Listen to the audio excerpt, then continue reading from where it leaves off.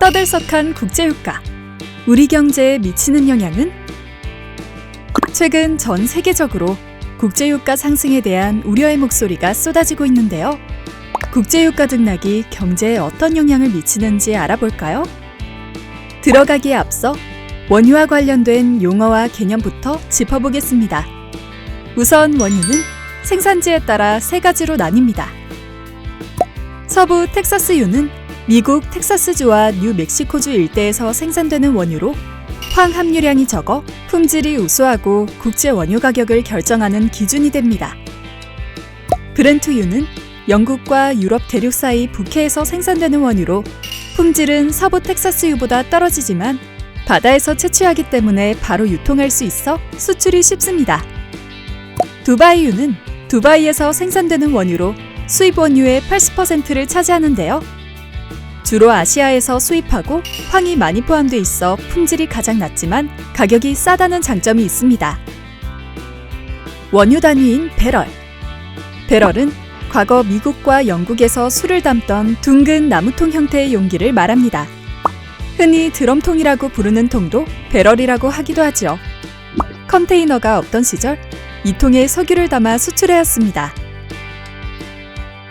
또한 원유는 다양한 형태로도 만들어낼 수 있는데요. 끓는 점을 이용해 LPG와 휘발유, 나프타, 등유, 경유, 중유 등으로 뽑아낼 수 있죠.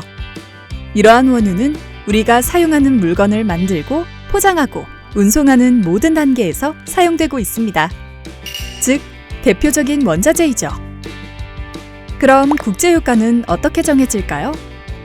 기본적으로 유가는 물가처럼 수요와 공급에 의해서 결정되는데요. 그 밖에도 러시아 우크라이나 전쟁으로 인한 수급 변화, 미국의 통화 정책이 부양책인지 긴축 정책인지에 따른 산업 수요의 변화, 미국 비축유 반출로 인한 수급 변화와 같은 정치적, 지정학적인 이슈로 인한 다양한 외부 변수들의 영향을 받고 있습니다. 그렇기 때문에 정확히 예측하기 어려운 분야이기도 하죠. 그렇다면 국제유가 등락에 따른 경제 파급 효과를 알아볼까요? 앞서 말한 것처럼 원유는 대표적인 원자재로 사용되기 때문에 경기가 좋아짐에 따라 늘어난 소비에 맞춰 원유의 수요가 증가함으로써 유가가 상승하게 되고 이것이 물가 상승으로 이어지는 구조라고 할 수 있죠. 이러한 이유로 유가 상승은 곧 물가 상승과 경기 호황을 의미하게 됩니다. 따라서 유가 상승은 경기가 좋아짐을 알려주는 지표가 되고 물가의 선행지표로도 사용하게 됩니다. 하지만 과도한 물가 상승은 화폐 가치 하락과 금리 인상을 불러오고 결국 주식, 채권 등 투자 자산의 하락을 불러올 수 있습니다. 또한 유가는 환율의 변화와도 밀접한데요.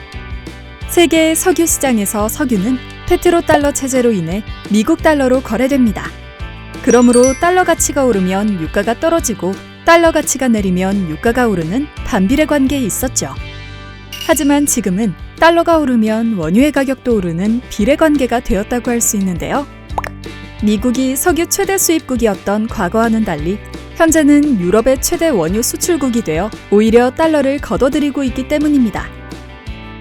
유가의 등락으로 인한 경제의 흐름을 이해한다면 위험자산과 안전자산의 배분을 결정하는 데 도움이 될 수 있습니다. 하지만 유가와 같은 지표에는 다양한 외부 요인이 변수로 작용하기 때문에 이러한 변화가 호재인지 악재인지를 잘 판단해야 할 것입니다. 지금까지 국제유가의 의미와 파급 효과에 대해 알아보았는데요. 급격한 국제유가 상승은 국내 경제에 커다란 충격을 주기도 합니다. 따라서 국내 경제에 미치는 영향력을 낮추기 위해 원유 및 석유 의존도를 줄이고 기후변화에도 대응할 수 있도록 신재생 에너지 사용 속도를 더욱 높여야 하지 않을까요?